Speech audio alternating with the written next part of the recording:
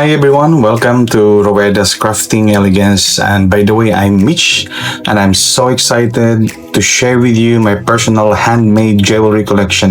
This is the first of a three-part series where I'll be showing or showcasing my creations from drop earrings, studs, and pendants.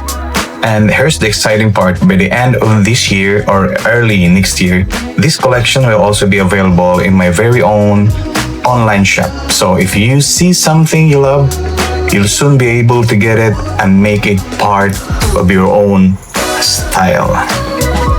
And in this video, we will be focusing on one of my absolute favorite, the drop earrings. Drop earrings have always been a statement piece for me.